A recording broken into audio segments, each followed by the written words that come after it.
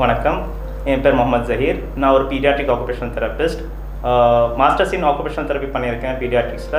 எனக்கு ஒரு 15 years plus experience இருக்குது இந்த பீடியாட்ரிக் ரீஹாப் ஃபீல்டில். Many parents say that even after giving so many years of OT, I am not seeing any improvement. So what mistakes the parents are doing that impacts or hinders the benefit of giving OT to children? Many of the parents fail to perform this one thing, that is the diet. Diet is very very important. As you say that even if you go to gym for bodybuilding also, the 80% is the diet and 20% is the workout. So what is the food you are going to give to your child, that will define how well the therapy is going to work. Even if you are giving 4 to 5 hours of OT or 3 to 5 hours of speech or 2 to 6 hours of ABA, the child is not going to improve unless or until you continue to control the diet. Diet is very much important, which is definitely divided into food and the screens. So food diet will be, you will be having judicious use of milk and milk products. It's not like that you must not give, you must use judiciously. So because the milk is maybe important for the kid who is a toddler or below 5 years, but definitely it should be used judiciously. It's not like that full day you are giving 5 to 6 glasses of milk or giving lots of curds or lots of buttermilk.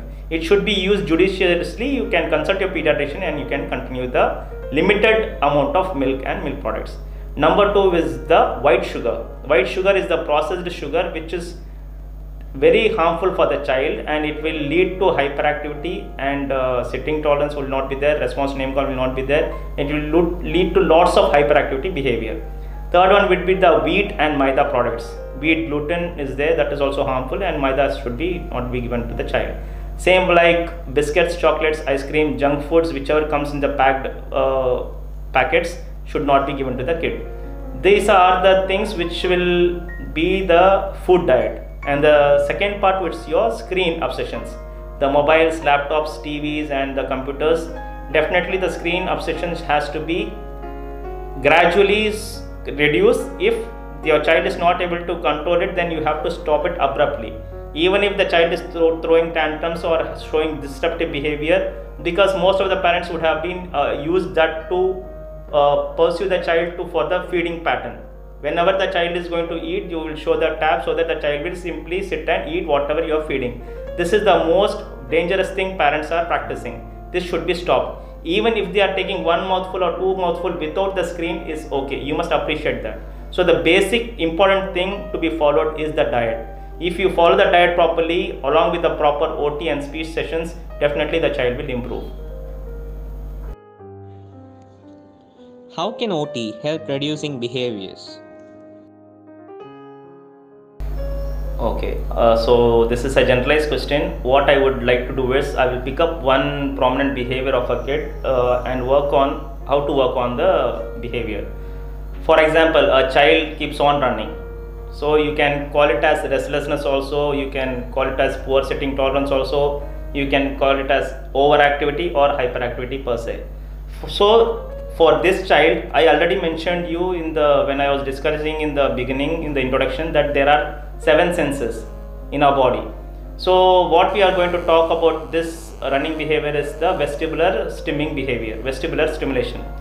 What happens is either the brain wants the body to keep on moving, or if the child is sitting, the things in front of the child has to move. This is both are vestibular stimming.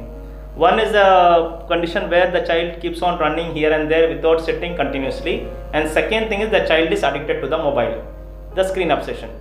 So how a OT can work on this behavior is, as I said, number 1, the diet control is very much important.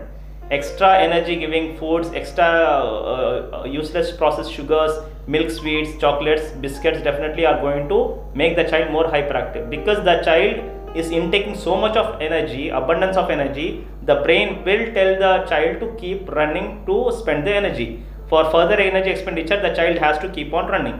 So the diet is first and foremost, it is the king of all control of therapy. Number 2 is we have certain called physical activities where the child has to drain out the energy channelizing activities. Okay, in this what you can do, you can have a simple thing, you can make the child jump on a trampoline. Trampoline jump 50 to 100 counts, 3 sets. If the child is doing, definitely the child will be regulated for the next 2 to 3 hours, because we are regulating the energy levels and we are channelizing the energy levels. Or if you have a place for a swing is also very good to reduce the behavior. Or any physical activity which will make the child drain out, sweat out, will definitely reduce this kind of running behavior.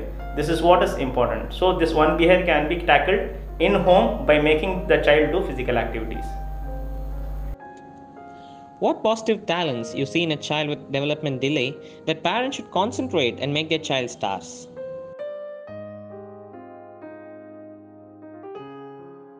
There are lots of talents which a child with autism will exhibit. Definitely, there are lots of hidden talents. It's up to the teachers, the therapists, and the parents to bring out that from the child.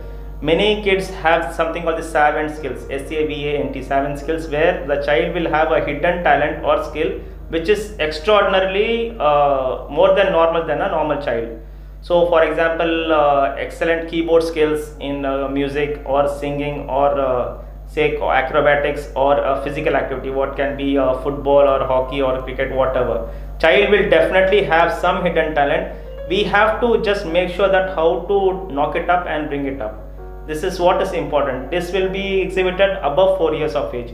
Above 4 years of age, definitely you can make sure that whether the child is inclined toward what kind of activity, whether he is having a very sweet ear for music, or he likes to vocalize. He keeps on doing that kind of rhythmic thing he makes from his voice. So definitely there is lots of indicators the child may show you. So as a parent, as adults, we have to make sure that we look at the correct time and we have to encourage. So by doing this, you are actually working on two things. You are soothing the baby's sensory systems also, as well as you are encouraging the child's hidden talent, because the child with autism will definitely have these kind of skills, and the child will be doing more than a normal so-called neurotypical child.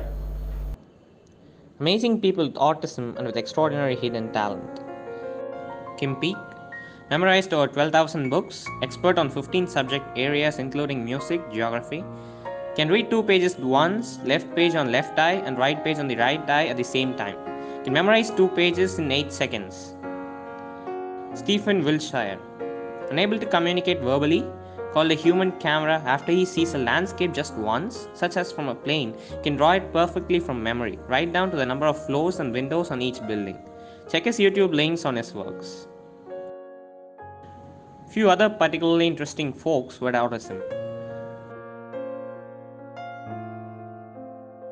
One little lad could sing back the next day the complicated arias he had heard for the first time at the opera the evening before. Another boy had memorized the rise and fall of the Roman Empire verbatim. He could recite it backward or forward. Other children remembered dates and past events with precision. There was a lightning calculator, as Down termed it. Another had perfect appreciation of passing time without reference to a clock. Your child has an amazing hidden talent. Work on it. Just don't put your energy on something they lack. Don't force your child to socialize. They don't like it, and it is okay to not to socialize.